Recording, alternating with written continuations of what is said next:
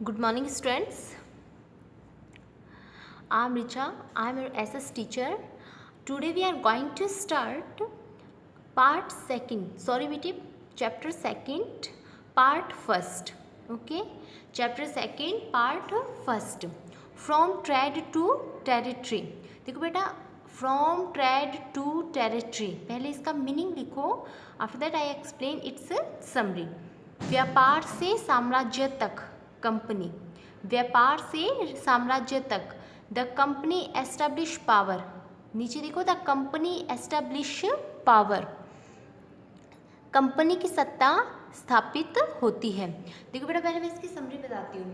Britain जब भारत में आया तो इतना पावरफुल नहीं था.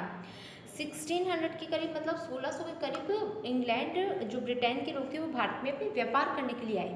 अब धीरे धीरे उन्होंने इंडिया की कंडीशंस को जाना, इंडिया की सिचुएशंस को जाना कि यहाँ की स्थिति क्या है. उस टाइम देखो बेटा, हमारे यहाँ पर नवाब और राजा महाराजाओं का शासन हुआ करता था. जो रूलर्स थे उनका शासन होता था. अब इसमें उस टाइम जैसे जब ये मुगल साम्राज्य था, जो भारत में बहुत सारी, देखो बेटा, जातियाँ आई बहुत सारी. कभी किसी ने अटैक किया, कभी किसी ने कहा अटैक किया. और इंडिया में क्या था, बहुत सारे रूलर्स भी आए. आपको पता है, मौर्य साम्राज्य आया, नंद वंश आया, शुंग वंश आया, पुष्पवंश वंश, बहुत सारे ऐसे डायनेस्टीज आई. ठीक है. 1527 के अंदर भारत में मुगल साम्राज्य की स्थापना हो जाती है. बाबर आए थे भारत में 1527 के अंदर. बाबर के बेटे हुमायूं के बेटा अकबर के बेटे जहांगीर के बेटे शाहजहां, और शाहजहां के बाद उनका बेटा औरंगजेब. ठीक है. ये मुगल डायनेस्टी है.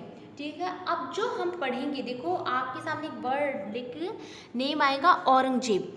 Aurangzeb was the last of powerful Mughal emperor. देखो बेटा, औरंगजेब था वो सबसे लास्ट मुगल एम्परर था जो बहुत ज़्यादा पावरफुल था. उसके बाद जितने भी मुगल आए वो इतने ज़्यादा पावरफुल नहीं थे जितना कि औरंगजेब था. ठीक है. औरंगजेब जब डिक्लाइन हो गया, मतलब औरंगजेब की जब मृत्यु हो जाती है, डेथ हो जाती है, उसके बाद मुगल साम्राज्य आगे नहीं बढ़ पाया. और वैसे अंतिम मुगल साम्राज्य सम्राट माना जाता है बहादुर शाह जफर को. ठीक है. तो वो जो 1857 की क्रांति के अंदर थे.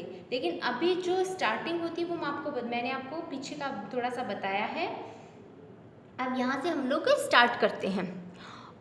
कंपनी कैसे आई, कंपनी ने कैसे राज किया, कैसे धीरे धीरे एस्टेब्लिश किया खुद को, और इंडिया की उस टाइम क्या स्थिति थी, ये सारा एक्सप्लेन किया गया.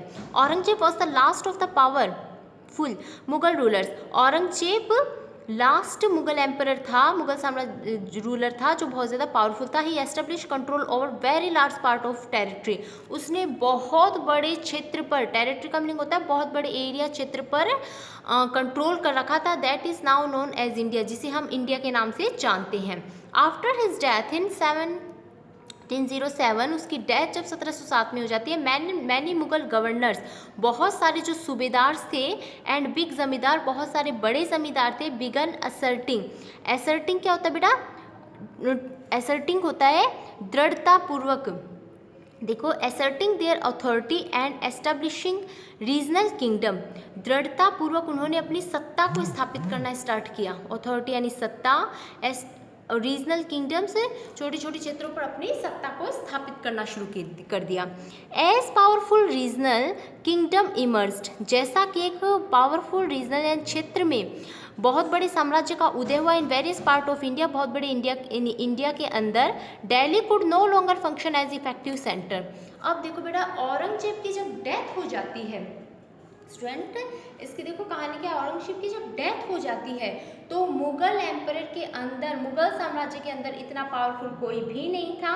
इसलिए क्या होता है कि दिल्ली पहले सेंटर होता था, मतलब दिल्ली बहुत पावरफुल था, लेकिन जब औरंगजेब ही नहीं रहा तो दिल्ली इतना इफेक्टिव सेंटर नहीं रहा. By the second of half 18th century, however, a new power was emerging in political horizon. Political horizon के अंदर नया पावरफुल एक साम्राज्य आया, साम्राज्य तो क्या कहें, कंपनी आती है बेटा ब्रिटेन की, ब्रिटिश लोग आए भारत के अंदर। डिड यू नो, क्या आप जानते थे, ओरिजिनली केम स्मॉल ट्रेडिंग कंपनी, आपको पता है जिस ब्रिटेन ने हमारे ऊपर 300 साल राज किए, वो एक छोटी सी कंपनी, एक छोटा सा व्यापार करने के लिए इंडिया के अंदर आए थे। आगे देखो, and were reluctant to acquire territories,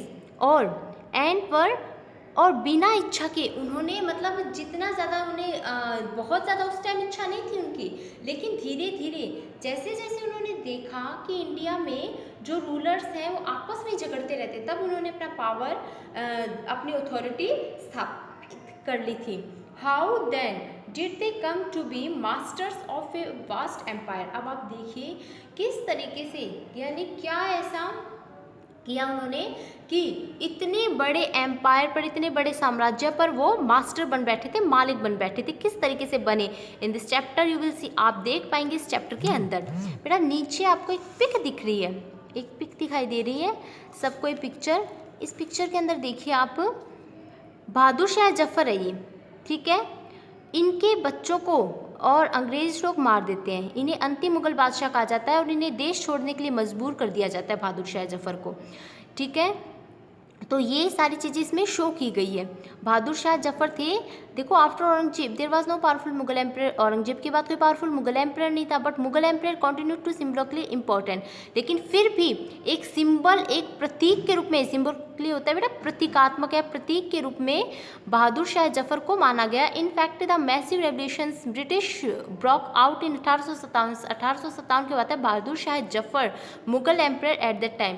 उस समय 1857 की क्रांति में जो बहादुर शाह जफर थे उनको माना गया Mughal emperor, was seen the natural leader, उन्हें बस लीडर घोषित कर दिया गया। लेकिन क्या होता है बेटा, जैसे विद्रोह होता है बहादुर शाह जफर के दोनों बच्चों को मार दिया जाता है और बहादुर शाह जफर को बाहर भेज दिया जाता है। देखो ये सारा सीन है बेटा, पिक्चर से आपको बहुत हेल्प मिलती है, इसे पिक्चर देखनी चाहिए आपको। नेक्स्ट पेज पे आइए आप। नेक्स्ट हम लोग देखते हैं east India company comes east, east की साइड ईस्ट इंडिया कंपनी कैसे आती है, इसके बारे में हम लोग अभी डिस्कस करते हैं। देखो इन 1600 the east India company acquired A charter from the ruler of England queen Elizabeth first.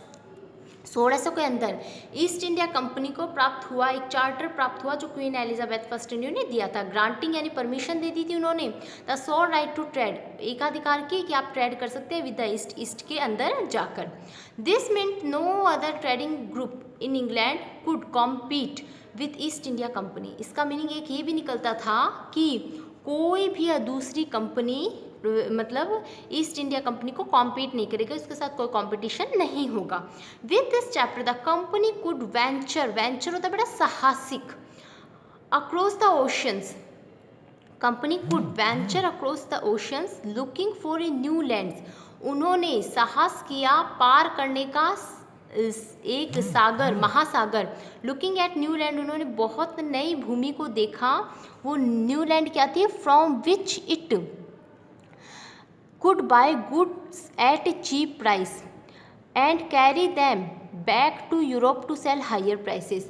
जिसके अंदर नई लैंड बेटा यहाँ पर किसको कहा गया है, न्यू लैंड यहाँ पर इंडिया को कहा गया है। एक नई भूमि को उन्होंने देखा जिस भूमि के अंदर चीप रेट पर यानी सस्ते रेट पर इन्होंने माल को खरीदा और हायर प्राइसेस में माल को बेचा। The company did not have to fear competition from other English trading companies। Company को कोई डर नहीं था कंपटीशन यानी प्रतिस्पर्धा का, कोई प्रतिस्पर्धा का डर नहीं था from other English trading companies, दूसरी कंपनीज के साथ व्यापार में। Mercantile trading companies in those days, बेटा अंडरलाइन दिस वर्ड, इसका मीनिंग होता है वाणिज्यिक, वाणिज्यिक जो व्यापार से रिलेटेड हो।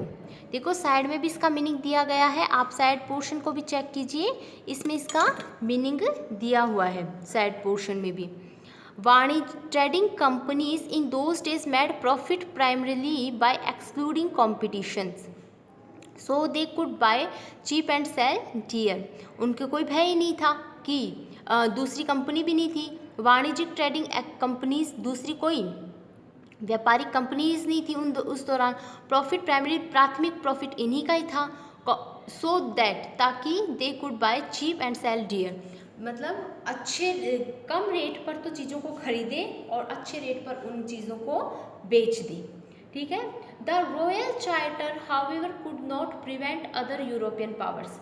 लेकिन रॉयल चार्टर देखो बच्चों, मैंने ऊपर देखो यहाँ से अंडरलाइन करो आप, इन 1600 यहाँ से लेकर आप लोग यहाँ तक कंपनी तक अंडरलाइन करोगे, पहले इसको अंडरलाइन करो। इसमें देखो रॉयल चार्टर किसको कहा है, रॉयल चार्टर क्वीन एलिजाबेथ के थ्रू जो चार्टर दिया गया था कंपनीज के व्यापारियों को, उसको कहा गया है। अब देखो इसकी नेक्स्ट इस पैराग्राफ की आपको समरी बताती हूँ। क्या होता है, ब्रिटेन के लोगों ने सोचा कि हमारा कोई कॉम्पिटिटर ना हो और हम नहीं चाहते कि इस भारत भूमि पर, इस इंडिया के अंदर कोई दूसरा व्यापार करे। तो इन्होंने क्या सोचा कि कोई दूसरा ना आए। लेकिन इनफैक्ट उसी दौरान क्या होता है कि जैसे बेटा उस टाइम इतनी टेक्नोलॉजी डेवलप नहीं थी तो थोड़ा टाइम लगता था। जैसे समंदर के थ्रू व्यापार करते थे, महासागर, तो जाने आने में भी बहुत ज़्यादा टाइम स्पेंड होता था। ठीक है, बहुत ही ज़्यादा उनका टाइम स्पेंड हो जाता था।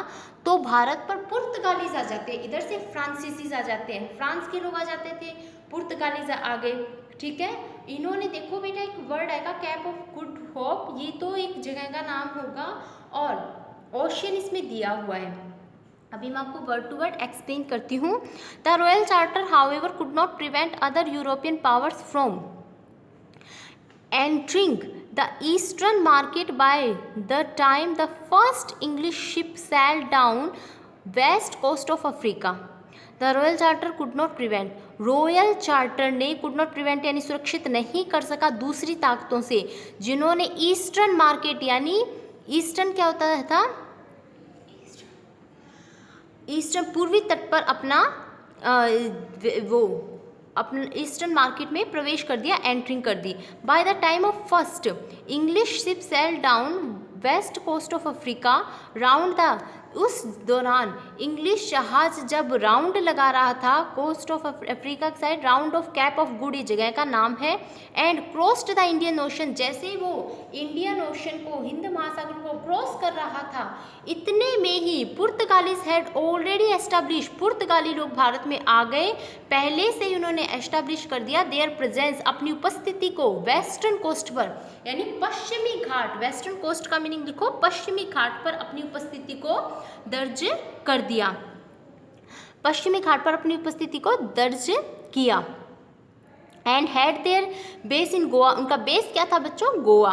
इनफैक्ट वास्तव में it was Vasco da Gama, underline करो बेटे यहाँ से, it was Vasco da Gama Portuguese explorer, explorer होता है खोजकर्ता, खोजकर्ता, पुर्तगाली एक्सप्लोरर था, हु हैड डिस्कवर, जिसने डिस्कवर यानी खोजा, सी रूट टू इंडिया, भारत में समुद्री रास्ते को। आपसे कोई पूछे, यू कैन आस्क, किसने समुद्री रास्ते को इंडिया में खोजा, तो इसमें वास्को डी गामा आएगा इसका आंसर। इसने, यहाँ से आप अंडरलाइन कीजिए, underline here, who had discovered, जिसने खोजा सी रूट समंदर के रास्ते को 1498 1498 के अंदर इंडिया को। By the early 17th century के दौरान the Dutch too were exploring the possibilities to trade Indian Ocean, Dutch लोगों ने भी खोज निकाला, पॉसिबिलिटी यानी संभावना को, इंडिया में व्यापार की संभावना को हिंद महासागर के थ्रू उन्होंने भी खोज निकाला।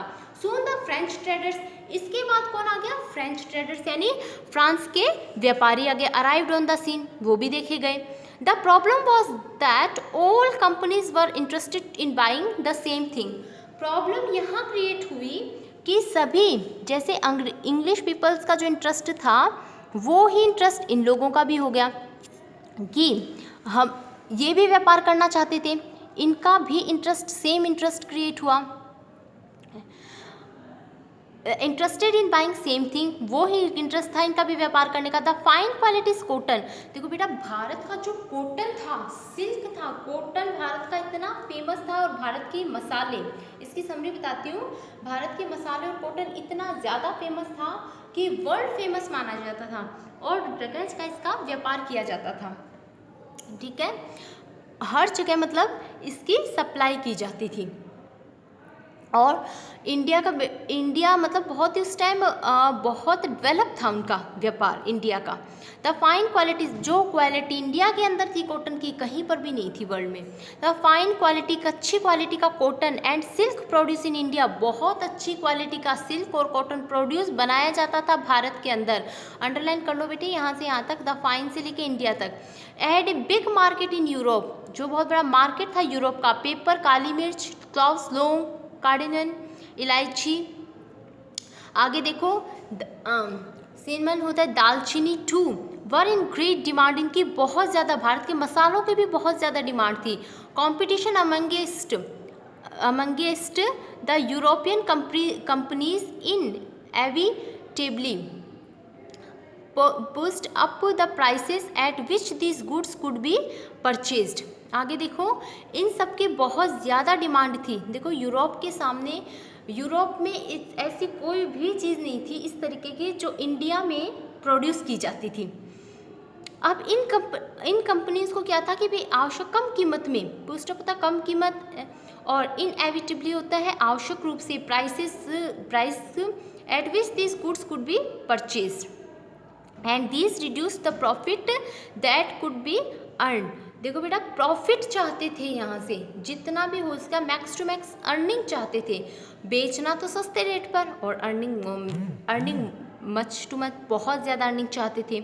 आगे देखो तो only way the trading companies, एक ही इन कंपनीज का वे था, ट्रेडिंग कंपनी व्यापारिक कंपनियों का, कुड फ्लॉरिश, फ्लॉरिश होता है उन्नति करना, फ्लॉरिश का मीनिंग लिखो उन्नति करना, बाय एलिमिनेटिंग, एलिमिनेटिंग होता है बेटा समाप्त करना, it is a new word for you, eliminating होता है समाप्त करना, एलिमिनेटिंग होता है समाप्त करना, राइवल कॉम्पिटिटर्स, अपने प्रतिद्वंदियों को, राइवल कॉम्पिटिटर्स होता है अपने प्रतिद्वंदियों को समाप्त करना। द अर्स, उनकी इच्छा थी, टू सिक्योर मार्केट, कि सिक्योर कर ले, सुरक्षित कर ले अपने मार्केट को। Therefore lead to fierce battle between the trading companies, जिन्होंने बहुत बड़े युद्ध को ट्रेडिंग कंपनीज के बीच में, एक बहुत भयानक सा एक तरह का युद्ध था ये, कि हर कंपनी अपना व्यापार करना चाहती थी, खुद को सिक्योर करना चाहती थी। क्या करना चाहती थी? खुद को सिक्योर करना चाहती थी। थ्रू द 17 और 18 सेंचुरी का दे रेगुलरली सैंक ईच अदर शिप, इन्होंने बच्चों क्या करना शुरू कर दिया, जैसे किसी कंपनी का जहाज़ आ रहा है तो उस जहाज़ को डुबो देना। और ये देखो इंग्लिश पीपल्स ने क्या किया, ब्रिटेन के लोगों ने, कि जैसे कोई दूसरी कंपनी आ रही है तो उसके जहाज़ को डुबो देना, उसके जहाज़ को कहीं पर रोक लेना, ब्लॉक कर देना, ये सारी चीज़ें स्टार्ट कर दी थी।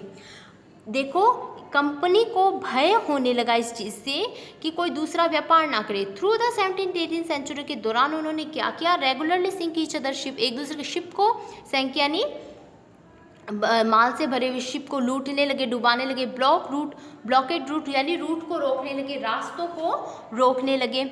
आगे देखो एंड प्रिवेंटेड राइवल शिप्स, और प्रिवेंट एंड सुरक्षित करने rival ships from moving with the supplies of goods, और अपने माल को तो सुरक्षित करने लगे और दूसरों के माल को बेटा जो प्रतिद्वंदी थे उनकी जो सप्लाई होती थी माल की, मूविंग शिप्स को रोक दिया करती थी। ओके, आई थिंक यहाँ तक आपको समझ में आ गया होगा। Today is sufficient students, watch this video. Thank you.